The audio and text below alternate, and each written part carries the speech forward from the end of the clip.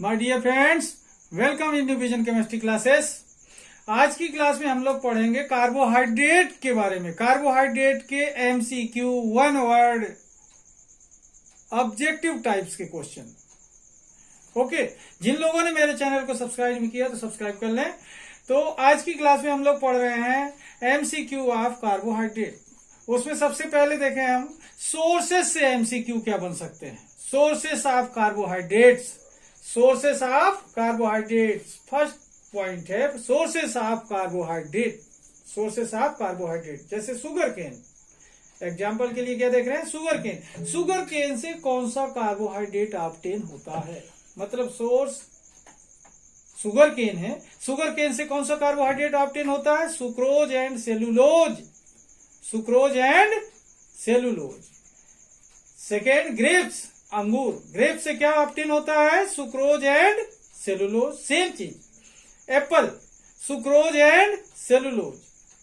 Dates, sucrose and cellulose. इस तरीके से देखें, sugar cane, grapes, apple and dates से कौन सा कार्बोहाइड्रेट ऑब्टेन होता है, सुक्रोज एंड सेलुलोज। ओके, अब नेक्स्ट देख रहे हैं स्टूडेंट, पोलिन्स ऑफ फ्लावर।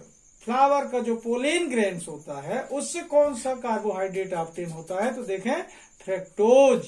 क्या ऑब्टेन होता है, फ्रक्टोज ऑब्टेन होता है। ये देख रहे हैं, फ्रक्टोज ऑब्टेन होता है। राइस, व्हीट, मेज, राइस, व्हीट, मेज, इससे कौन सा कार्बोहाइड्रेट ऑब्टेन होता है, स्टार्च।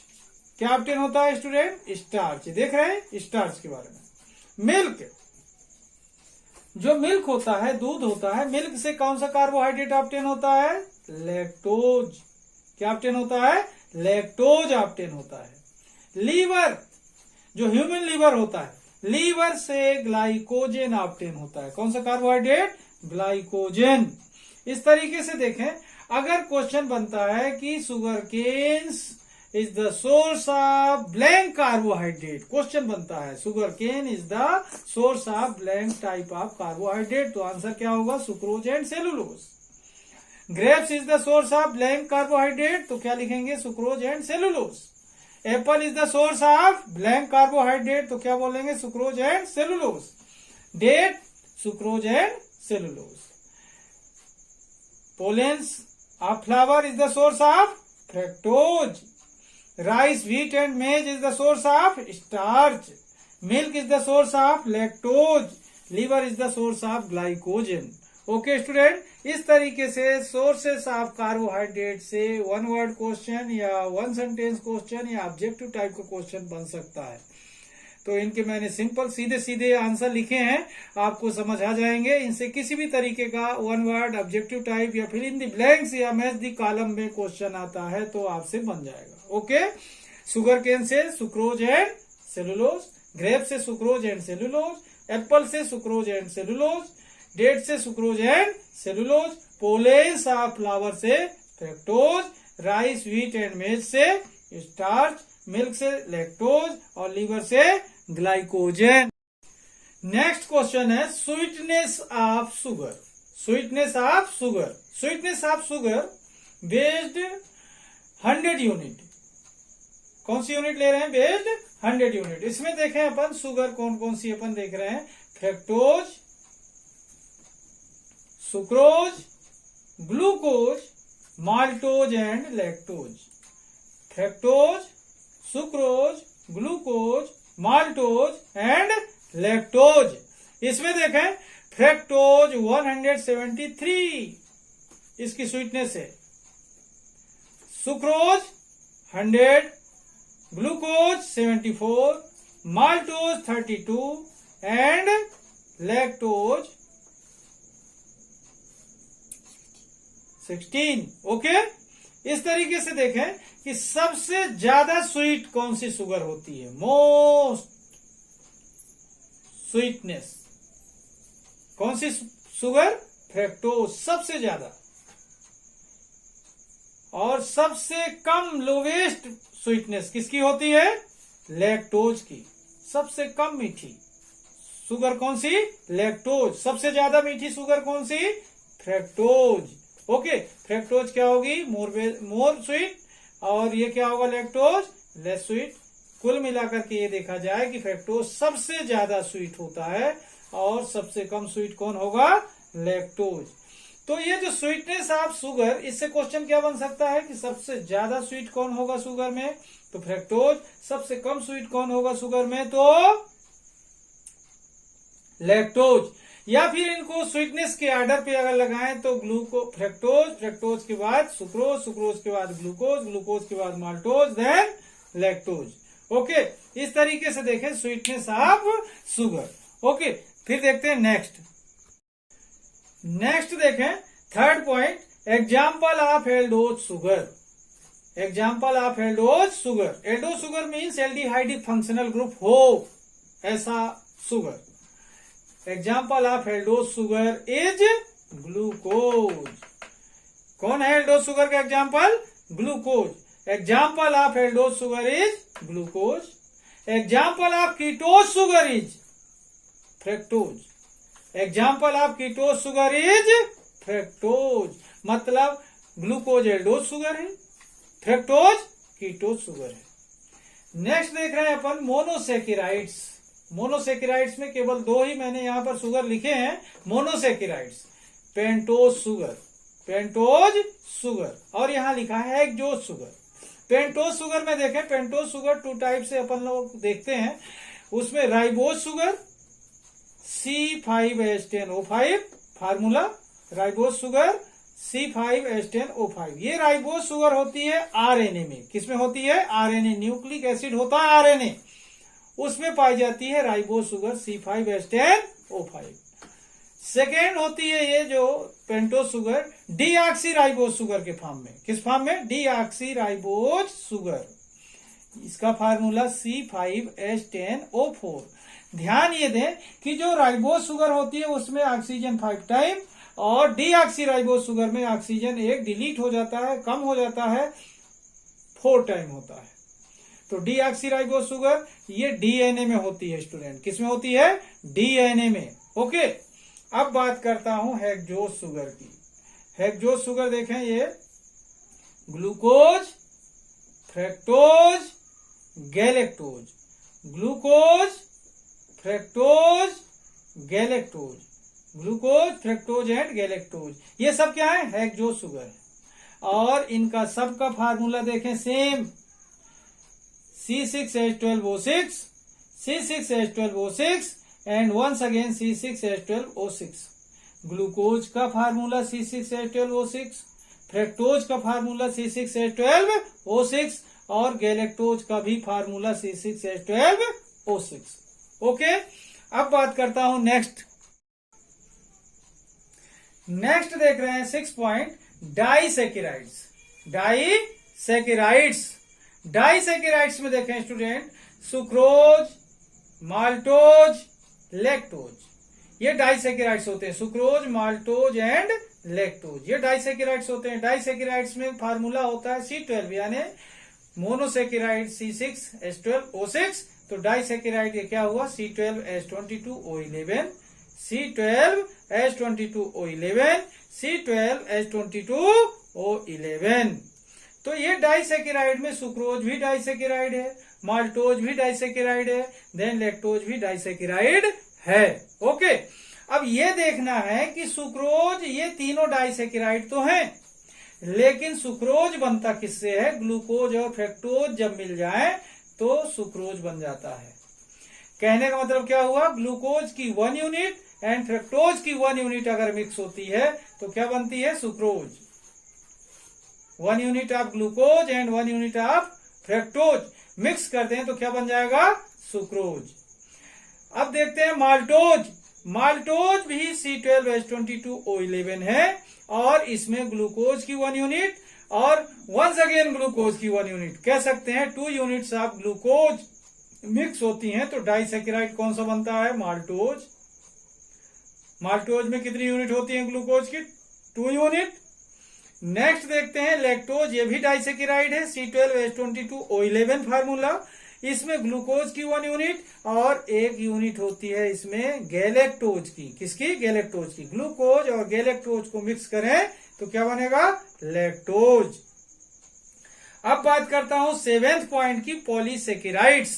पॉलीसेकेराइड्स, यहां पर देखें पॉलीसेकेराइड्स में starch, cellulose and glycogen. Starch, cellulose and glycogen. Okay, ये क्या है? पॉलीसेकेराइड्स हैं। इनके बारे में हम 1 बाय 1 करके थोड़ी सी डिटेल जानेंगे। ओके, देखो पॉलीसेकेराइड में अपन बात कर रहे हैं। First number starch. Starch polysaccharide है। फिर मैंने बोला सेलुलोज पॉलीसेकेराइड है, ग्लाइकोजन सब पॉलीसेकेराइड है, डेक्स्ट्रिन भी पॉलीसेकेराइड है। तो इसमें देख रहे हैं अपन स्टार्च के बारे में। स्टार्च का फार्मूला क्या होता है? C6H10O5 whole N। इसमें भी देखें फार्मूला C6H10O5 होल N। अब यहां पर देखना स्टार्च होता है जो, स्टार्च का दूसरा नाम, other name of starch is amylum. ध्यान रखेंगे, other name of starch is amylum. यहां पर देखें जो स्टार्च के कंपोनेंट होते हैं, एमाइलोज एंड एमाइलोपेक्टिन, इन दो से मिलकर बना होता है स्टार्च। एमाइलोज एंड एमाइलोपेक्टिन से। एमाइलोज होता है स्टूडेंट 15 to 20%। एमाइलोपेक्टिन होता है 80 to 85%। ओके, 80 से कितना? 80 से होता है ये 85%। ठीक है। सेलुलोज, इसका देखें formula C6H10O5 whole N। In wood, यहां पर देखेंगे इन वुड, ये 40 to 45% होता है लकड़ी में। और इन कॉटन, कॉटन जो होता है, कॉटन में 90 to 95% होता है। कितना है? 90 to 95%।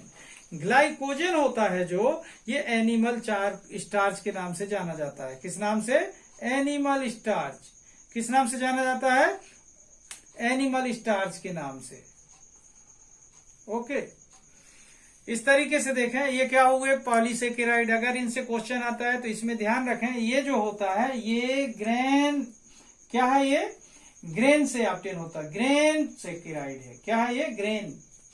क्या है? इसका मेन सोर्स है, मेन कंपोनेंट क्या है? It is the main component of grain. किसका है? अनाज का, ग्रेन का, GRAIN, ग्रेन का कंपोनेंट है। किसका है? ग्रेन का, अनाज का।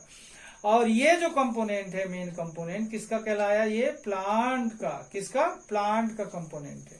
और ये एनिमल का कंपोनेंट है। किसका है? एनिमल का मेन कंपोनेंट है। एनिमल के लीवर में प्रेजेंट होता है, लीवर स्टोर करके रखता है इसको। ओके, अब बात करता हूं नेक्स्ट पॉइंट की स्टूडेंट। ओके, नेक्स्ट देख रहे हैं हम 9th पॉइंट पर, रिड्यूसिंग शुगर। रिड्यूसिंग शुगर, ध्यान देंगे स्टूडेंट, रिड्यूसिंग शुगर जो होता है टॉलन रिएजेंट, टॉलन रिएजेंट और फैलिंग सॉल्यूशन को क्या कर देते हैं? रिड्यूस कर देते हैं। किसको किसको? Tollens reagent and falling solution को रिड्यूस कर देने वाले जितने भी शुगर हैं वो रिड्यूसिंग शुगर होंगे। ऐसे शुगर जो फैलिंग सॉल्यूशन और टॉलन रिएजेंट को क्या कर देते हैं? रिड्यूस कर देते हैं, वो शुगर कहलाते हैं रिड्यूसिंग शुगर। इसमें एग्जांपल देखें, glucose, fructose, galactose means monosaccharides. Monosaccharides reducing sugar, glucose, fructose, galactose. Disaccharide में माल्टोज एंड लैक्टोज। ये क्या करते हैं? Tollens reagent and falling solution को रिड्यूस कर सकते हैं। अब देखते हैं नेक्स्ट पॉइंट पर, non reducing sugar. Non reducing sugar ऐसी शुगर है जो टॉलन रिएजेंट और फैलिंग सॉल्यूशन को रिड्यूस नहीं कर पाते। उसमें से देखें डाइसेकेराइड में कौन है? केवल यहां पर लिखा हुआ है सुक्रोज, ये नॉन रिड्यूसिंग शुगर है। इसके बाद ये सभी पॉलीसेकेराइड हैं। तो ये अच्छे से मालूम रखें। मालूम रखने का यही तरीका है कि मोनोसेकेराइड एंड डाइसेकेराइड क्या होते हैं? Reducing sugar. उसमें एक्सेप्ट क्या करेंगे? सुक्रोज। और जो नॉन रिड्यूसिंग शुगर है उसमें सुक्रोज के साथ बाकी सब कौन होते हैं? पॉलीसेकेराइड। इसमें क्या नहीं होते? मोनोसेकेराइड। अब बात करते हैं सोर्स ऑफ एनर्जी। एनर्जी का जो सोर्स है क्या है? प्रोटीन है, विटामिन है, एंजाइम है, क्या है? कार्बोहाइड्रेट है। क्या है इसका answer? Carbohydrate. Source of energy, हमारी बॉडी में एनर्जी का मेन सोर्स कौन है? कार्बोहाइड्रेट है। ओके, हमारी बॉडी में एनर्जी का मेन सोर्स क्या है? Carbohydrate. Okay, carbohydrate. Okay, next point देख रहे हैं, which sugar found in DNA. जो न्यूक्लिक एसिड होते हैं डीएनए एंड आरएनए, तो which sugar found in DNA. DNA में पेंटोज शुगर पाई जाती है। कौन सी पेंटोज शुगर? डीऑक्सीराइबोज शुगर पाई जाती है, डीऑक्सीराइबोज शुगर। और यहां देखें आरएनए में, which sugar found in RNA, तो कौन सी शुगर पाई जाती है? Ribose sugar. इस तरीके से देखा हमने 9 पॉइंट पर, reducing sugar, monosaccharides and disaccharides except sucrose, non reducing sugar में sucrose and polysaccharides except monosaccharide. यहां पर देखें सोर्स ऑफ एनर्जी, अपन को पता चला हमारी बॉडी में एनर्जी का सोर्स क्या है? कार्बोहाइड्रेट। और विच शुगर फाउंड इन डीएनए, ये भी एक पेंटोज शुगर है, deoxyribose sugar. Which sugar found in RNA, ये भी एक पेंटोज शुगर है, राइबोज शुगर के रूप में पाई जाती है आरएनए में। ओके, नेक्स्ट देखते हैं। नेक्स्ट पॉइंट देख रहे हैं 14 नंबर के पॉइंट पे देख रहे हैं, मिल्क शुगर। कौन सी शुगर है? Milk sugar. Milk sugar is lactose. Milk sugar is lactose. क्या है formula? C12H22O11। Milk sugar is lactose, formula क्या? C12H22O11। 15 नंबर पे देखें student, functional group of glucose is aldehyde. Glucose का जो फंक्शनल ग्रुप है क्या होता है? एल्डिहाइड होता है। क्या है? CHO बॉन्ड CHO, ये फंक्शनल ग्रुप प्रेजेंट होता है ग्लूकोज में। नेक्स्ट देख रहे हैं functional group of fructose. Functional group of fructose क्या है? कीटोन। क्या है? Ketone. Double bond C double bond O। ये एल्डिहाइड होने की वजह से ग्लूकोज एल्डोज शुगर कहलाता है, और कीटोन होने की वजह से फ्रक्टोज कीटोज शुगर के नाम से जाना जाता है। ओके, नेक्स्ट पॉइंट देख रहे हैं 17, chiral centre of glucose is 4। कितने हैं chiral centre of glucose? 4। Chiral centre of fructose कितने? 3। फ्रक्टोज के किरेल सेंटर कितने होते हैं? 3। Which carbohydrate stored in human body? Which carbohydrate stored in human body? Answer क्या? ग्लाइकोजन। क्या answer? Glycogen. Which sugar is present in maximum amount? यहां पर देखें, which sugar is present in maximum amount in human body. Maximum amount में मनुष्य के blood में, मनुष्य के शरीर में सबसे ज्यादा मात्रा में कौन सा कार्बोहाइड्रेट प्रेजेंट होता है? कौन सा शुगर प्रेजेंट होता है? आंसर क्या होगा? ग्लूकोज। ओके, तो इस तरीके से देखें आज की क्लास में मैंने आपको कार्बोहाइड्रेट के लगभग सारे पॉइंट के बारे में बताने की कोशिश की है। आपको ये 12th के एग्जाम के लिए बहुत इंपॉर्टेंट है। आगामी एग्जाम जो है MCQ बहुत उपयोगी होते हैं। कोई सा भी एग्जाम हो, कॉम्पिटिटिव एग्जाम कोई सा भी हो, नीट हो, JEE हो, हर जगह के लिए उपयोगी है, यूजफुल है, इसलिए इन्हें ध्यान से पढ़ें। तब तक के लिए धन्यवाद।